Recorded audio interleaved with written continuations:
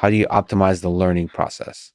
I don't know the answer to that, but I can tell you what I like to do. And I would say, like, I can't, step one, I'm not, maybe this is a little bit easier for me because, I've never had a ton of friends, honestly. I've got my close friends and people that I know, but I've never had tons and tons of people. So I spend a lot of time, thinking. And anyway, I can't, I can't control you. I can't control anybody else. Um, all I want to take my foot. I guess the Marcus Aurelius thing. It's like, I guess the trick to life is figuring out what's in our control and what's not, and focusing on things that are in our control, I guess. And so step one is figuring out both internally and then also out in the world as it pertains to jiu-jitsu, what is actually in my control and what is not. Like, passing someone's guard is not in your control. People think it is, it ain't. If I can't just do an activity and be unchecked, then it ain't in my control entirely. I can always breathe. I can always, be calm. I can always, no matter whether I'm concerned or not concerned, have whatever you want to call it, nerves. I can step forward across the line and say, I will face the challenge ahead. That is all entirely. No one can stop me from doing that. That's entirely my control, and that's why I know that every single time that I walk into the ring, I'll walk in and out of there with my head held high because I will fight with everything that I have. I can't promise that I'll win. I would say I'd take that same first principles you mentioned last time we talked, with Elon, and the importance of that, and going, what are the first principles? And I guess to come back, a lot of times, in my opinion, the things that people think are the basics are not the basics. You can't learn if you think you're reasoning for first principles, but you're actually like level 6. You're actually like layers up. You're making there's so many baked in assumptions to what's going on that you're going to struggle to understand why anything is actually happening internally, externally, you name it. So I guess what I would start when it comes to learning is first principles and trying to understand what's going on, but then also simple things first. I can control my posture.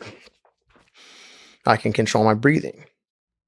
No one can stop me from doing that. I can control where I place my frames. I can control where I place my limbs. I can move my feet. I can develop the ability to do these things better, of course, and I do that through practice, through drilling, through watching people. I've been incredibly fortunate in my time in martial arts to train with many of my heroes, to train with many of the people that I looked at and I was like, that guy is amazing. I want to train with this person. Like Stephen Thompson, Kenny Florian, George St. Pierre, Raymond Daniels, Faraz Zahabi, like Bruno Frazado, Marcelo Garcia, all of these guys that are just unbelievable. And I go, well, they're moving in a way that's different.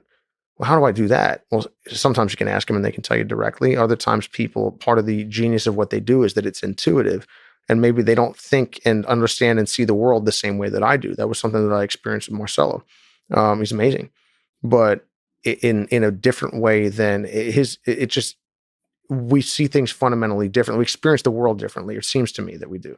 And again, that taught me a really important lesson, because I was wanting, when I trained there, to have someone go, hey, Ryan, do this, this, this, and this. And that's how it works. And I'm like, all right, because that's how I understood martial arts at the time. I wasn't ready to have someone tell me like, hey, it feels a little bit like this. And I just kind of do it, which is kind of what Marcelo would do at the time, as he was less experienced as a teacher, but that is what he was doing.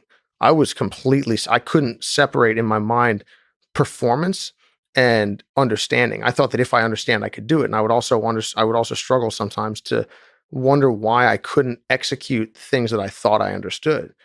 And why guys like Marcelo were just so elemental. I mean, in like lightning, wind, like that type of thing. Like, it's just so in touch with what they wanted, with their capabilities. They could summon their powers at will. I couldn't always do that. And I guess, so recognizing that there was more than one way to the top of the mountain. And also, I had a lot of science, but I didn't have a lot of art. Or I had some science, I should say, but I didn't have a lot of art. Meeting people like Marcelo taught me, and then Josh Waitskin, actually brilliant guy, chess champion, former owner of Marcelo's Academy, really great friend. I think he has a book on learning. He does, yeah, the art of learning, actually. The art of learning, yeah. But yeah, he knows a thing or two about it. But great guy. And anyway, he sat me down one time and was like, look, man, you're doing this wrong. You're missing the genius, the brilliance that's right in front of you. And it took me a long time. What did you mean?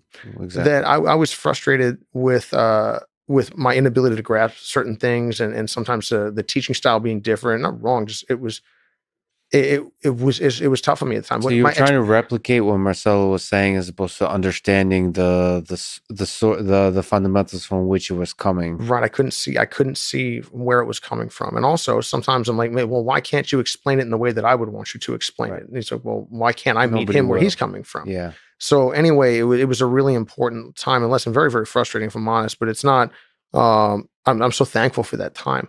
And anyway, I guess always first principles, trying to understand the basics, and first starting at the place where you can control things, the very basic elements of what you can work with. And then when there's other mentors and teachers to meet them where they're coming from, meet them to the extent that I can. Rather, I'm not like, again, it's like, why are you not talking to me the way I want you to talk to me, as opposed to, hey, where are you coming from? Back to your point. Yeah. But and I know that's not entirely specific, but like if you can focus on that, and back to the whole, you can't teach a man anything. Marcelo didn't teach me anything, but he taught me in so doing, like, and other people like that to to find it within. And it's like, I guess something else that I've heard before is that all learning is self-discovery, but all performance is self-expression. And I always thought that Marcelo was a brilliant master of letting what's inside out. He was so consistent in his performances. And a lot of times I felt like there was a block there personally, particularly at the end of jiu-jitsu when I was very, very results oriented, and I wasn't. I think my focus was not ideal. It was definitely not in the place that I would like it to be. And whether I would have won more or lost more, hard to say. But I know that I would have performed better if I'd have adjusted that. And anyway, that recognizing that, again, jiu-jitsu, I think I've said it before, jiu-jitsu studied as a science, but expressed as an art.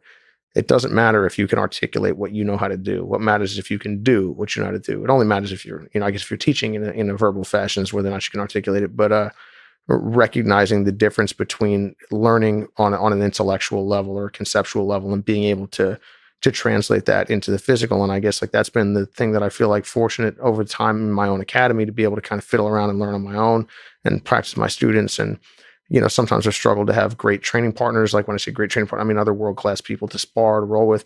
But I've gotten a lot more, honestly, than I ever would have thought out of being able to practice and learn and fail and try and succeed in my own without like my own little sandbox. Figuring out how I can take an idea and then come up with drills and drills to practice it so that I can actually practice putting it into play. Because again, knowing an idea and then not drilling, well, what's the point? I'll never have it. It'll never see the light of day. Hey guys, most people study jiu-jitsu through instructionals that look clean, but they don't show what actually works under pressure. Here we learn from matches, where technique is proven when everything's on the line. That's how you cut through the noise and see what truly works when it matters. On my Patreon, you'll find free breakdowns from the newest matches I can't post on YouTube, full studies, and complete guides, all built to help you improve faster and train smarter. You can start free right now. The link's in the description and pinned comment. And if you're new, subscribe and hit the bell so you never miss the next study.